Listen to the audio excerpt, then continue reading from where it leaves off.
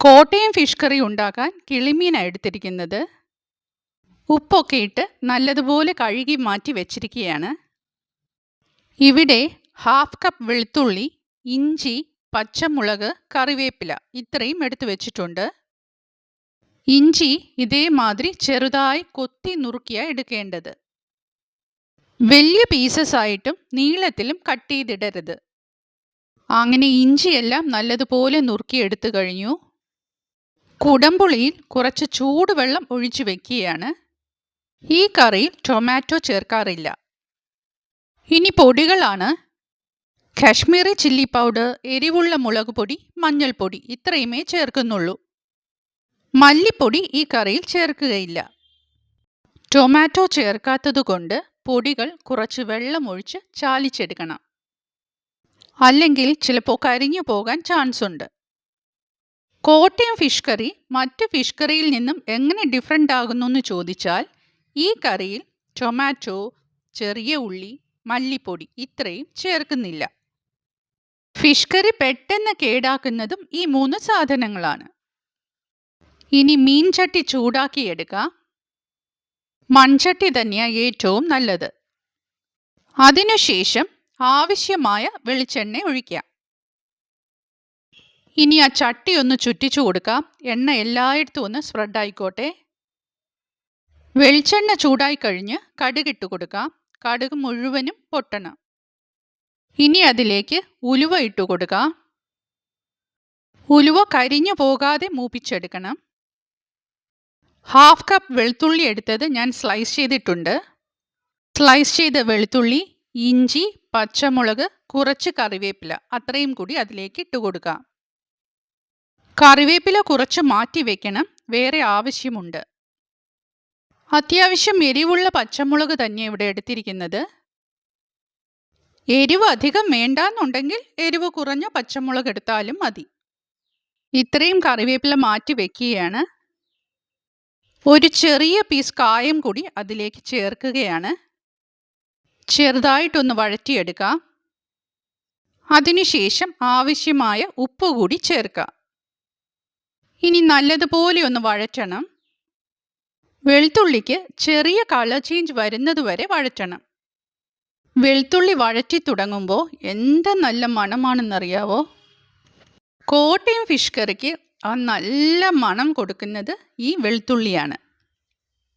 അയൽവക്കത്തുള്ളവർക്കെല്ലാം ഇവിടെ മീൻ കറി വെക്കുന്നത് അറിയാൻ കഴിയും. അങ്ങനെ വഴറ്റി ഇതേമാതിരി കളർ ചേഞ്ച് വന്നു തുടങ്ങുമ്പോൾ അതിലേക്ക് ചാലിച്ച് വെച്ചിരിക്കുന്ന പൊടികൾ ചേർക്കാം. മീഡിയം ഫ്ലെയിമിലാണ് ഇത്രയും ചെയ്തത്. ഇനി ഫ്ലെയിം ഒന്ന് സിമ്മർ ചെയ്യുകയാണ്. അല്ലെങ്കിൽ പൊടികൾ ചേർത്ത് വരുമ്പോഴേക്കും വഴറ്റി വെച്ചിരിക്കുന്ന സാധനങ്ങളൊക്കെ കരിഞ്ഞു പോവും. ഇനി മീഡിയം ഫ്ലെയിമിലേക്ക് മാറ്റാം. അതിനുശേഷം എണ്ണ തെളിയുന്നത് വരെ ഒന്ന് വഴറ്റിയെടുക്കണം.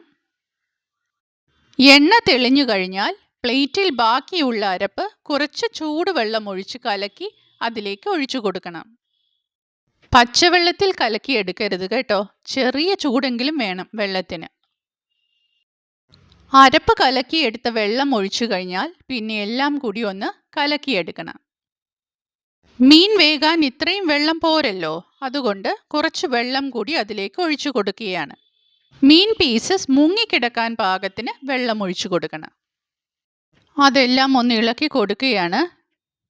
നല്ലതുപോലെ തിളച്ചു തുടങ്ങുമ്പോൾ മാത്രമേ മീൻ പീസസ് ഇട്ട് കൊടുക്കാൻ പാടുള്ളൂ. ഗ്രേവി തിളച്ചു തുടങ്ങി. ഇനി അതിലേക്ക് മീൻ പീസസ് ഇട്ട് കൊടുക്കുക. ഞാൻ പറഞ്ഞതുപോലെ തലയുടെ പോർഷൻ ചേർക്കാൻ മറക്കരുത്. കോട്ടയം ഫിഷ് കറി ഉണ്ടാക്കാൻ കിളിമീനാണ് ഏറ്റവും നല്ലത്. പക്ഷേ വലിയ മീനായിരിക്കണം കേട്ടോ. ഇനി അത് അവിടെ ഇരുന്ന് തിളയ്ക്കട്ടെ. തിളച്ചു കഴിഞ്ഞാൽ ഒന്ന് അടച്ചു വയ്ക്കാം. ഒരു 10-12 മിനിറ്റ് എടുക്കും ഇതൊന്ന് വേകാൻ. മീഡിയം ഫ്ലെയിമിൽ ഇനി അത് അവിടെ ഇരുന്ന് വേകട്ടെ. ഒരു 5 മിനിറ്റ് കഴിഞ്ഞ് ഒന്നുകൂടി ഒന്ന് ഓപ്പൺ ചെയ്യണം. അതിനുശേഷം ചട്ടി ഒന്ന് ചുറ്റിച്ച് വെക്കണം. ഇനി പഴയതുപോലെ ഒന്നുകൂടി അടച്ചു വയ്ക്കാം. അവിടെ ഇരുന്ന് വേകട്ടെ. 10 മിനിറ്റ് കഴിയുമ്പോൾ അതൊന്ന് ഓപ്പൺ ചെയ്യാം. കറി ചെറുതായിട്ടൊന്ന് വറ്റിയിട്ടുണ്ട്. ചട്ടി വീണ്ടും ചുറ്റിച്ചു കൊടുക്കുകയാണ്. കൂടുതൽ ഉപ്പ് വേണമെങ്കിൽ ഇപ്പോൾ ചേർക്കാവുന്നതാണ്. ഇനി അടച്ചു വെക്കരുത്. ഒരു 2 മിനിറ്റ് അങ്ങനെ ഇരുന്ന് തിളയ്ക്കട്ടെ. അതിനുശേഷം ഫ്ലെയിം ഓഫ് ചെയ്യാം. മാറ്റി വെച്ചിരുന്ന കറിവേപ്പില കൂടി കറിയിലേക്ക് ഇട്ട് കൊടുക്കുകയാണ്. 1 ടീസ്പൂൺ വെളിച്ചെണ്ണ കൂടി അതിൻ്റെ മേലെ തൂകി കൊടുക്കണം. എന്നിട്ട് വീണ്ടും ചട്ടി ചുറ്റിച്ചു കൊടുക്കണം.